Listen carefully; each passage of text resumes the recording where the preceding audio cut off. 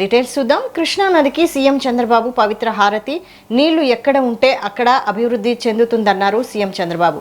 దేశంలో అతిపెద్ద ప్రాజెక్టుల నిర్మాణంలో కేఎల్ రావు కీలక పాత్ర పోషించారని సీఎం చంద్రబాబు తెలిపారు.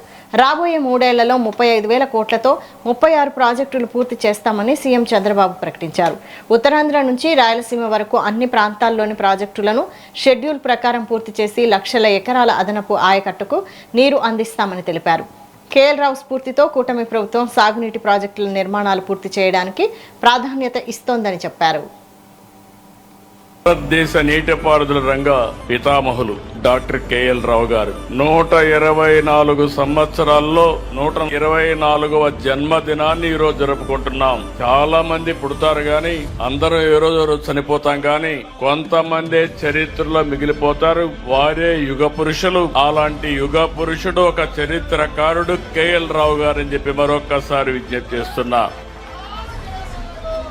ఈ రోజు కేఎల్ రావు గారిని చూస్తే సాగునీటి సంఘానికి ఆయన చేసిన సేవలు ఎనలేనివి. అందుకే ఈ ప్రభుత్వం గుర్తించాం. భవిష్యత్తులో ఈ సంవత్సరం అంతా కూడా కేఎల్ రావు గారి యొక్క 125వ జయంతి ఉత్సవాలు జరుపుకోవాలని, ఆయన స్ఫూర్తి ప్రతి గ్రామానికి తీసుకెళ్లాలని సంకల్పించాం. ఇక్కడుండే ఇంజనీరింగ్ నిపుణులు గాని, సాగునీటి సంఘంలో పనిచేసే రైతు సోదరమణులు గాని అందరూ కూడా దీనిపైన చర్చ చేయాల్సిన అవసరం ఉంది. చర్చ చేసి దీన్ని లాజికల్ గా ముందు తీసుకుపోవాల్సిన అవసరం ఉంది.